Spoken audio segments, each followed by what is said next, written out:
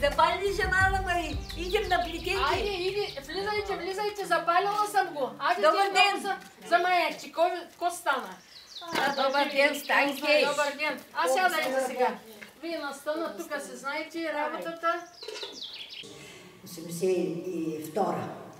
И председателката тук на читалището в Пушево ме повика да направим група за песни, за изгорен фолклор. И аз се съгласих да дойда, нали, да го направим и направих тогава плетянката. Защото обичая плетянка от дома, се събираха и плетяха жените, съседките, плетяха с царевичната шумот, се мокреше и се плете за постилане по пода.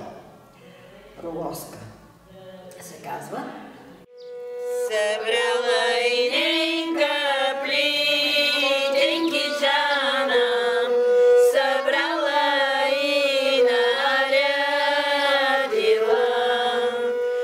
Веселба голяма, правят пуканки, направили някой, направила баница, тиквени, нещо сладкиш, сушени плодове се разнасяха, пиваха си малко винци, малко ракийка, трошийки и такива работи. Правиха си, както сега правят младите, купон, само че само жени.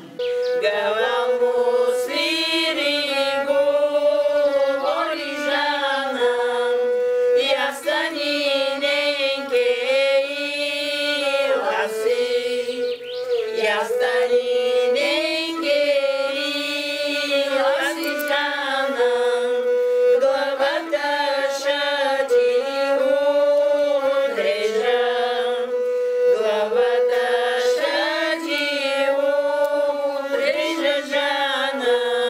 Не знам точно, не мога да ви кажа, нали, точно до коя година е било така, но те тогава вече станаха те касетата, промениха се коренно нещата и отшумяха тия неща. Никой вече не плете. Рогоски. Ама те сега не искат да постилат. Дори от дома ми се скарват моите, че килим постилам, а не ходя,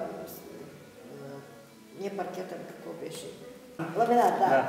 Сега се ламинат и се с чехлите и пък иначе килимите трябва да се тупат, чергите също, а пък аз имах нови черги тук на шарени такива и ми постилали. Дори в момента от дома имам постилани на такова черги. Ама аз пак ще си ги постилам, докато аз оставя къщата, иначе те да си правят каквото искат.